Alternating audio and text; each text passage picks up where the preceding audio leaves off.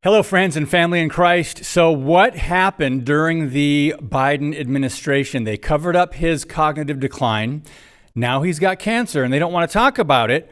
But what about this Autopen? Who was running the country? Who was calling the shots? Jake Tapper's out there making money now off of this book, supposedly saying, yeah, we missed it. No, they did it on purpose. The media was complicit.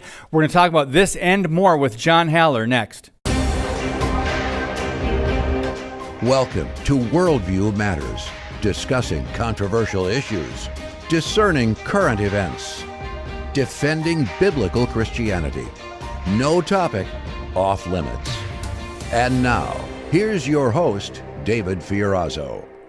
One of our favorite Ohioans is back with us, friends. First, thanks for your prayers and thanks for sharing the podcast. John Haller, Fellowship Bible Chapel.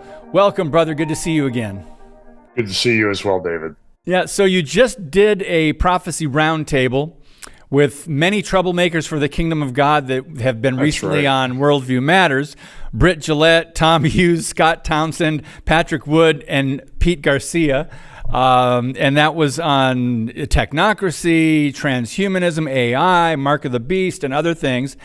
So people can see that over at your YouTube channel, Fellowship Bible Chapel. And that was on May 14th. Wait a minute.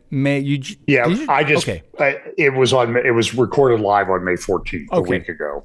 Okay. So and we have another one scheduled on June 25th. Okay. It's one of these ones where it's interesting. We schedule these, like you and I, like, well, what are we going to talk about? And then it's like, well, how do we not talk about a lot of stuff that's going on in the world that's related to Bible prophecy? And AI and technocracy is definitely one of the ones. It was interesting the day after we did that conference on War Room, Steve Bannon said, the late, great Patrick Wood, it'd be great to have him around. So I wrote to Patrick and I said, was that you or was that an AI Patrick in our roundtable? So he was on Bannon a couple of days later. You should go look that up. There's a clip on the Bannon War Room website on the Rumble channel. Patrick has been way out ahead on this issue of everybody. Oh my goodness. I've known him for probably close to 20 years now. And, it's been technocracy ever since I met him. Yeah. I've known him for about 10 to 12 years. Let's talk about your recent trip and a couple observations that you came away with about the vast space in the United States. Go ahead. Well, it's interesting. So I was telling you beforehand, we did 8,000. It was our 50th anniversary.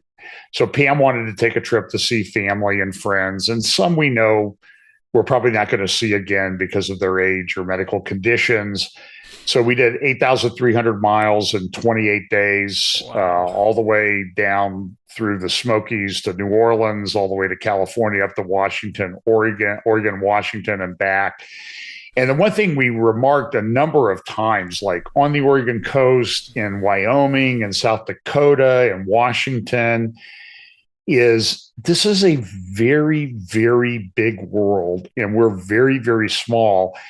And there's not a lot of people in a large portion of the United States. I mean, you could easily fit all of the world's population in Wyoming or South Dakota alone.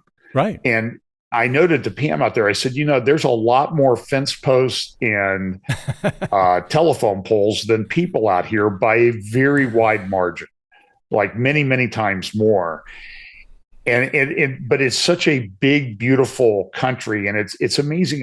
I'm always amazed at God's creation in that you see things like the Oregon coast. You forget the politics of Oregon for one thing, but it's such a diverse landscape: mountains, oceans, coast.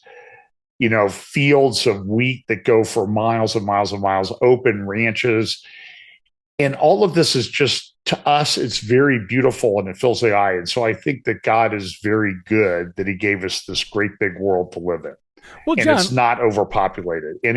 That's obviously a political agenda.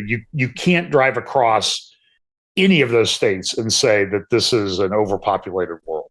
Okay, well, let me ask you then. So the left, meaning the population control enthusiasts and the environmental wackos, activists, they would have to concede that there is plenty of space in a lot of states, middle America, for a massive populations to use, to move to live in, or whatever. How do they respond to that? What do they still push their agenda? That's not going to change their minds. What do they say? They say, okay, I'll give you that. There's a lot of space, but we still need less people on the planet, or there's still, go ahead. How do they respond? Well, part of the agenda is they want fewer people. I Right. mean, I think that's pretty clear. And if you watch what's happened in Europe, they say, well, we're running out of resources. We don't have electricity and that type of thing. So, David, I'm telling you, in California, especially, like up in the northern part of California where nobody lives, there's nobody. You get north of Sacramento and in the Bay Area a little bit, there's nobody up there. I mean, the huge trees, the redwoods and everything. But then we also noticed that there were these solar farms up through California, and these solar farms covered hundreds and hundreds of acres. But now we see these solar farms, but we also saw one that was being decommissioned, and it was just a bunch of junk for hundreds of acres in the desert. And it's affecting the temperature in those areas because of the way they reflect and retain heat from the sun. Oh my goodness. And so it's this agenda. And so what they're doing is they're moving everything to these renewables. Right now in our country, 30 to 40% of all electricity generation that's being constructed or fixed are renewable, solar and wind, but they don't run all the time. You know, I mean, I live in Ohio. If you have solar here, good luck getting it to run during the winter when you really need it. And so we've seen these blackouts like in Spain and Portugal and the UK recently because they don't have the continuous baseload power that they need. And it's part of an agenda. And I don't know what they're doing. I mean, we used to joke in my class that I taught at another church. They would go camping. And I'm like, I'm not going camping. And they go, why? I said, the whole struggle of civilization has been to rise above living like you're camping. And I don't want to go back to that. I like the color TV. I like the fact that the remote control on the color TV might need new batteries. That to me, that's roughing it. Yeah. But anyway, it's a beautiful country. It's a great country. There are a lot of great people out there. I spoke at a few churches on the way, but it's huge. America is huge, but we have people that are designing the systems not to work because they want to I'm more and more convinced they want to get rid of us. Well, on purpose. Yeah. Well, the globalism, right? America stands in the way of globalism. So does conservatives, Christians, the Trump administration. That's why this is such a threat, this meaning President Trump being back in office. And if we didn't need more proof, I mean, I did a podcast a couple weeks ago with, I don't remember who the guest was now, but we did it. We broke down the media, and we used this media research center survey on the fact that out of almost 900 stories on ABC, CBS, NBC, and then there was, of course, the Communist News Network, CNN, 92% was negative. 92% of the stories were negative on President Trump when they covered Trump, the administration, anyone in the administration, Musk, Hegseth, going down, Bondi. So 92% negative coverage. They've been attacking him. We've talked, John Haller, about lawfare on this podcast. We had that going out there attacking him all the while. And here's now back to the subject for today, Biden's cognitive decline and his health. There's speculation he may have had cancer before the big announcement recently that he has cancer. So who was running the country? How did they get away with this? And what else did the media and the left lie to the American people about? Where do you want to start, John? Well, this has been a longstanding problem in America because when people get up in those higher echelons of power, it's a very small group that are running things and making decisions. we had this problem historically with the physical problems of Woodrow Wilson back in the time of World War I. It was clear that his wife was running a lot of things. And then we also had the situation with Franklin Roosevelt in the 30s and 40s, who really became increasingly isolated and physically incapable of performing. And so what happened here in this organization, so I want to go back, it was kind of a funny segment on, it was Barack Obama being interviewed. I don't know if it was with Stephen Colbert or somebody. And he said, I can't run for a third term, but if I could work out a thing where I had an earpiece and I could sit on my couch in my family room and kind of tell somebody what to do and what to say, I'd do that.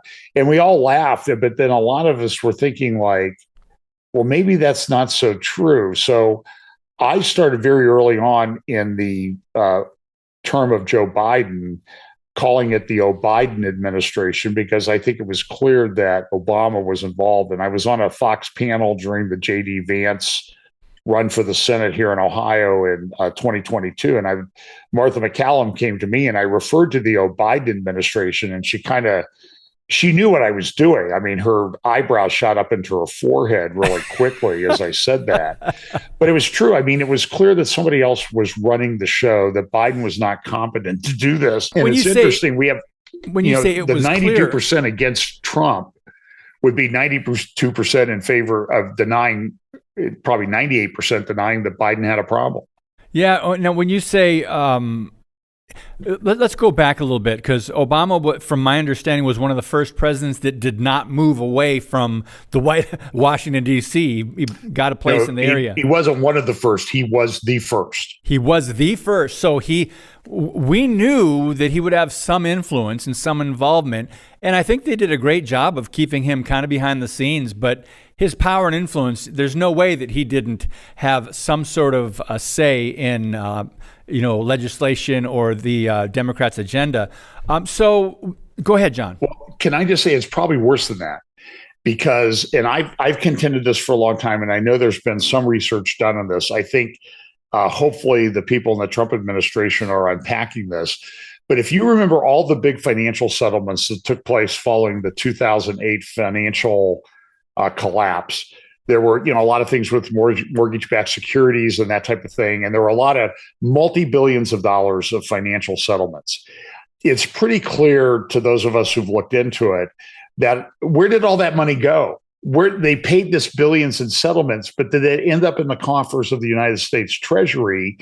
And I believe it was funneled through money laundering into left-wing NGOs. These Soros type backed organizations that really ran the country. And if you remember, when Obama was leaving office, they set up this organization, a big website and everything. And I can't remember what it was, but it was like, we're going to get 1 million volunteers to come and be political activists and that type of thing. And it was publicized for a while, and then it kind of disappeared from everybody's view. But I really think that that's how Obama controlled a lot of stuff. So we're going to talk about the Autopen in just a little bit. A lot of people don't understand that, other presidents have used that, but this could have been abused big time with a president with failing health and with cognitive decline, and he wasn't even in the picture. He was at home a lot. Or on vacation. So we want to know, I think Americans want to know who ran the country, who had the power of that pen. We also want to know, do you think, this is speculation when we come back from our break, John, do you think the Republicans will push for the truth to try to get this out and exposed? I don't think so. Maybe other than Rand Paul and others. And then the other thing we'll talk about is there's an article at Newsbusters on Jake Tapper. Talk about hypocrisy. He's conceding. He says, the conservative media, they were all over the Biden decline. So that means the leftist media, the liberals, the progressives, the Marxists, the Democrats covered it up. So we're going to come right back with John Haller on Worldview Matters. Introducing Patriot Mobile, the wireless carrier that stands with you. We are committed to supporting the values that make our nation great. With affordable plans and reliable nationwide coverage, Patriot Mobile is not just a wireless service. It's a call to action for those who believe in the American dream. Get free activation now with promo code DAVID.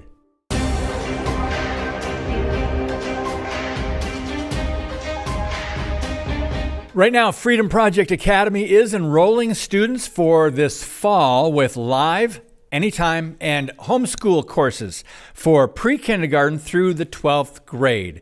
To celebrate 15 years of academic excellence, we're offering a 15% discount on all courses. You can go to freedomforschool.com. That's freedom, F-O-R, school.com. Use the code DAVID15 to save 15%. That's David15 to save 15% on all courses at Freedom Project Academy. John Haller, let's start with this. You heard the tease before we took a little break there and all the things I set up that we want to discuss and solve all the problems in 10 minutes. The cancer diagnosis, and some on the left saying, well, they shouldn't criticize or go after Biden now.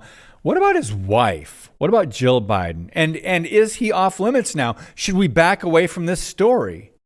Well, no, I don't think we should back away from the story. I mean, Biden's probably, I agree probably with the special prosecutor, his name was Hur, who interviewed Biden about the Biden documents, top secret documents that he took while he was vice president, not even president, and probably didn't have a right to do it. And that was just said, well, he's a man in mental decline, and we can't really go prosecute him because he's not going to be able to stand trial.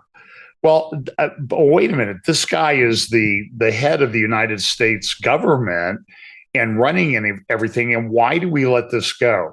So I think the bigger focus of any investigation should be on the people who covered it up, because clearly there was fraud.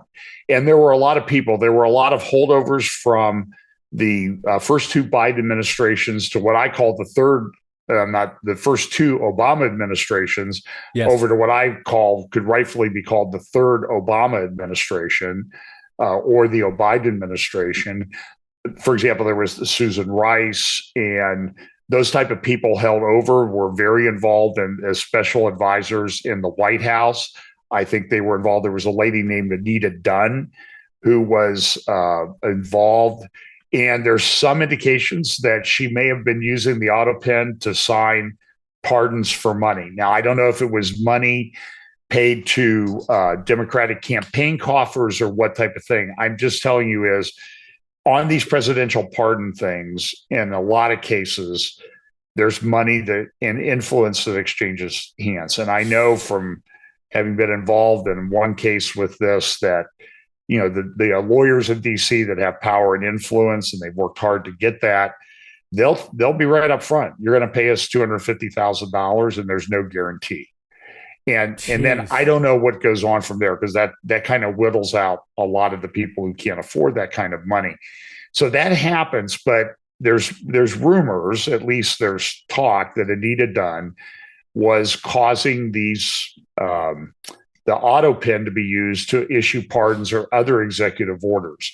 So I think that needs to be looked into. I think the Supreme Court's going to give a lot of deference to the pardons issue, but I don't know. I mean, if you don't pursue it, that it's not going to happen. Yeah. There are a lot of people that are holdovers. Another one who needs to be investigated heavily is Samantha Power. She's a radical leftist. She's married to a Harvard law professor, Cass Sunstein, and always involved in big, upper echelons of the Democratic Party power apparatus. But she was the ambassador to the UN in the last part of the second Obama administration. She was the ambassador at the UN that did not veto the anti-Israel resolution 2334 in December when Obama was a lame duck. After the 2020 election, in December, the UN passed this, and we, for the first time, did not veto that at the UN Security Council level. But then she went from that position to this next administration. She became the head of USAID. And we've heard a lot about USAID and the way it was just a money laundering operation. And I'm just telling you, watch the congressional hearings. I was watching one the other day on green grants for green energy projects, Jeez. billions of dollars. And the Democratic senator or congressman who was questioning the Trump administration individual, he did not want to talk about the facts. He wanted to talk about, well, what's been your schedule since you started working for the Trump administration? He said, I work every day. I work long hours. I'm here to talk about what we're doing. And you don't seem to want to do that. And you're going to see huge meltdowns on the left in the United States and the political, as long as the Republicans and the Justice Department and the security apparatus keeps the pressure on the Democrats. But the hypocrisy on the left on this issue has been just absolutely stunning. You know, Jake Tapper, Joe Scarborough, oh, Biden's great. He's the best Biden we've ever seen, blah, blah, blah. There was a town hall that the Democratic Party filmed before the debate, before Biden did such a lousy job in that debate, I think in July, when they said, okay, you can't run for president anymore. They filmed a town hall and they wanted to cut it up into commercials. They couldn't use a second of the footage because it was so bad. Well, let's talk about that. And they didn't, this wasn't open to the public. They selected people, supporters, to come in there and do a mock town hall, correct? And then they filmed it, and he did such a poor job, it didn't help the campaign. They could not use it. Is that more accurate? Yeah, that's exactly right. And so I think that what we need to look at that. Somebody needs to be subpoenaing records. Grand juries need to be impaneled, and they have subpoena power. They can bring people in to testify, make them lawyer up, make them spend some money on lawyers, to defend themselves. I mean, and listen, I've been subpoenaed to a grand jury. It's not a very comfortable position, because if you don't tell the truth in the grand jury or an FBI interview, they can prosecute you for lying. That's what happened. Remember Martha Stewart? She was the biggest example of that. Yeah. So they need to put the Democrats through these paces. They need to prosecute them, investigate them. And if not going to do that, I will be very disappointed in the Trump administration. Well, John, there are so many fronts of corruption and fraud, and where they could pursue these, but do enough Republicans have the will to follow through here? And do we have the manpower on the right, or conservatives, Republicans, that can do this? Well, take some of the money that you're saving from the cuts from DOJ and use it to hire people to do these investigations. There's a lot of competent attorneys out there. Yeah. It's been difficult, though, because people who defended Trump and claims about the election in 2020 and elsewhere, they've been attacked, they've been disbarred, they've been indicted. Well, look, everybody says, okay, well, now we need to stop this. We need to stop this cycle of everybody of the lawfare. No, we need to pursue the law so that people will not ever do this again. And so that's only going to happen if people are prosecuted and made to go through the criminal justice system. And I think there are clear crimes that have been committed here. There's fraud. There may be bribery and all sorts of things involved. We don't know. So people should be subpoenaing records. And by the way, if I had been in charge in the Trump White House the first day, and I don't know if Trump did this, I would have issued an order that all electronic records and documents from the Obama and Biden administrations need to be preserved and not destroyed, even one of them. And what that does in the law, David, it will create a rebuttable presumption. If you destroy evidence after having been told not to, the presumption is that you did it because it's contrary, it's against your interest. Wow. And that's a well-standing legal doctrine. And I think the Republicans need to invoke that. So I don't know if that order was issued. If it wasn't, it should have been the first executive order issued by Trump when he came into office, because we know from the examples of Hillary Clinton and others that, emails and documents just happen to turn up missing. Yep.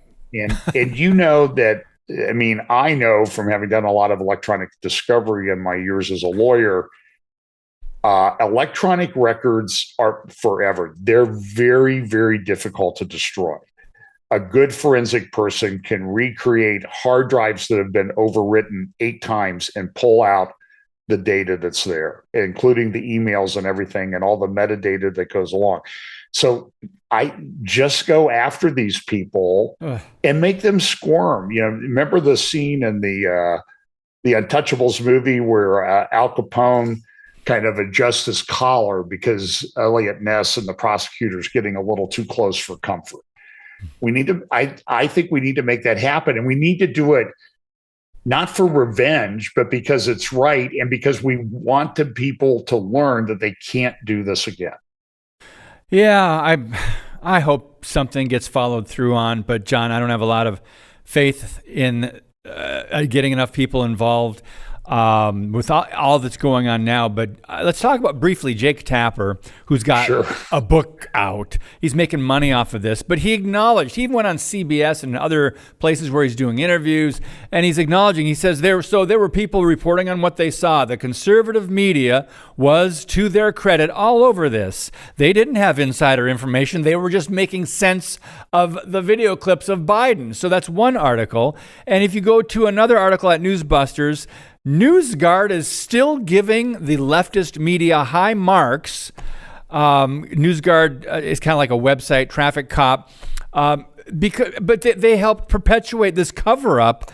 The media did, ABC, CBS, NBC, CNN, Politico, Bloomberg, but they're still covering for the media that covered up the Biden decline scandal. It's frustrating. And you can find a mashup of the comments about Biden that were made by Jake Tapper, by Joe Scarborough, and now what they're saying. I mean, even Scarborough's come out and said, well, maybe we got it wrong on this. But nobody's going to be held accountable for this. And I just was reading an article, I think on Newsbusters too, about Oliver Darcy at CNN, and says, oh yeah, you know, the right wing was right about all of this stuff. And now they're demanding vindication, but they don't deserve it. Well, why don't they deserve it? They don't deserve it because we don't want anything to happen to our narrative, our ability to control the narrative. So it's about time that something's done to control, to attack this narrative machine that they've had for years that's gone unchallenged. Yep, I agree. And friends, again, don't believe the liberal media. Do some of your own research. Make sure you're following the right outlets. John Haller, thank you, sir. Thank you. God bless you, friends, and as always, keep speaking the truth about things that matter.